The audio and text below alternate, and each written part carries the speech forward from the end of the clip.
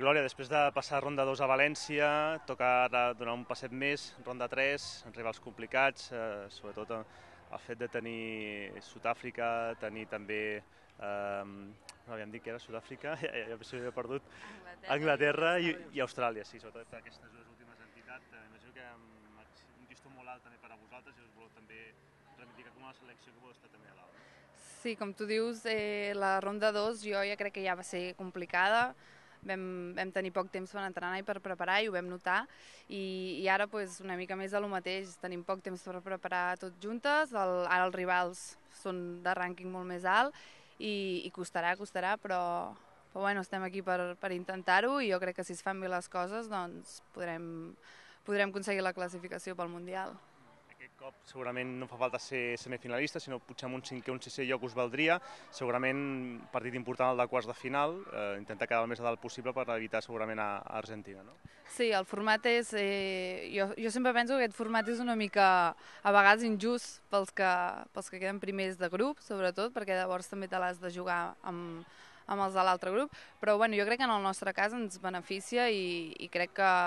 un altre cop, si fem bé les coses, tindrem l'oportunitat i sigui el cinquè o sisè, semifinals, el que sigui, jo crec que segur que tenim el moment per guanyar qualsevol equip i classificar-nos. El hàndicap per vosaltres, ho comentàvem al seleccionador, és el fet, com tu comentes, pocs dies de preparació, no podeu-vos enfrontar amb una selecció, però una miqueta mesurar forces i el fet d'això, no? de cop i volta de marxar a Londres sense poder mesurar forces amb una selecció important, ja sigui d'un grup o d'un altre. Sí, bueno, ara la situació, com tu dius, és complicada, no? Tenim molt menys temps per preparar-nos, les condicions econòmiques, diguéssim, són les que hi ha, però ens hem d'adaptar a això, hem tingut que treballar totes soles el físic, fer les nostres sessions, i ara és aprofitar al màxim el temps i no pensant que n'hi ha poc, sinó que el que hi ha s'ha d'aprofitar al màxim i ja es veurà com arribem a Londres. Jo espero i confio que arribarem bé. Dels rivals de l'altre grup tens alguna preferència, algú a evitar per d'Argentina? Home, jo segurament si m'haig de creuar amb algun en algun moment m'agradaria creuar-me amb Itàlia perquè suposo que només per rànquing és a l'inferior, però bueno, jo crec que cada partit serà difícil, sigui Itàlia, sigui Argentina, sigui Xina, qui sigui, però bueno, s'ha de confiar que també és igual, sigui el rival que sigui, doncs li podem plantar cara i podem guanyar-lo, jo crec. Et volia preguntar també per aquesta temporada, la teva primera temporada a Bèlgica, com l'has viscut, quines sensacions? Bé, en general tinc un bon record, diguéssim, de tota l'estància allà, però és complicat al principi, adaptar-te a un altre país, un altre equip, gent nova, el clima que influeix també, exacte, no és com aquest, ojalà, però en general bé i jo he acabat contenta i tinc ganes la veritat, de segurament tornar a fer una altra temporada allà. Tens clar que seguiràs allà l'any que ve? Sí, segurament sí. La setmana que ve haig d'anar per acabar de parlar totes les condicions que hem de negociar, diguéssim, però sí, tinc ganes de fer una altra temporada perquè aquesta m'ha passat molt ràpid i perquè tinc ganes de fer tota una temporada ben feta. Aquest any vaig patir una lesió al principi, em va costar arrencar i et dic que el primer any sempre és més complicat. Jo espero que aquest any següent sigui tot una mica més fàcil. Més a llarg plaç et veus allà, et veus a Holanda, et veus aquí? No ho sé on em veig, el que passa que sí que les condicions d'ara aquí, una mica amb hoquei, la situació per treballar, la gent jove, tot això és complicat ara aquí. I tu mires a fora i tens moltes avantatges,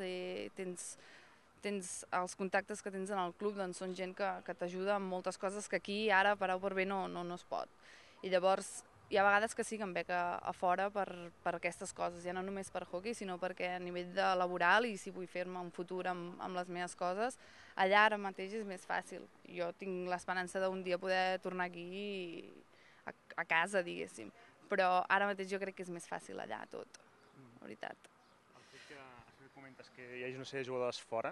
sigui sobretot a Bèlgica i a Holanda, a nivell de selecció, us afavoreix perquè esteu una lliga més competitiva, us perjudica perquè no esteu juntes i no us enfronteu a la lliga domèstica? Jo penso que ens pot perjudicar a l'hora d'entrenar, sobretot aquí al CAR, doncs quan estem totes les catalanes, clar, són menys ara, perquè bastantes estem a Bèlgica o algunes estan a Holanda i això, però penso que el nivell que està agafant la Lliga belga, la d'Holanda és evident que ja és molt superior, però el nivell que està agafant la Lliga belga jo crec que és alt i crec que en pocs anys ja serà, si no és ja serà millor que el d'Espanya. I aquí s'ha de, no sé com, però jo crec que seguir treballant, perquè si no crec que el nivell de la Lliga pot començar a baixar una miqueta per això mateix, perquè la gent veu que marxant té més oportunitats, que les altres lligues comencen a ser també de bon nivell i aquí jo crec que s'ha de fer alguna cosa, no sé què, però crec que s'ha de fer alguna cosa per seguir treballant i intentar que el nivell no baixi gaire més. La sensació per això és que cada any hi haurà més gent que opti per aquest camí, que marxi, no? Jo penso que sí, i països com ara Bèlgica, on el nivell és alt però tampoc és un Holanda ara, llavors hi ha moltes jugadores de nivell mig que poden jugar allà, poden optar a jugar allà, i el que deia abans, que al final tenen més oportunitats allà, també a nivell de feina, a nivell inclús d'estudis, idiomes, experiències noves, i clar, són oportunitats que jo crec que les jugadores de mig alt nivell les han d'agafar, penso. I crec que cada vegada anirà més, sí, penso que sí.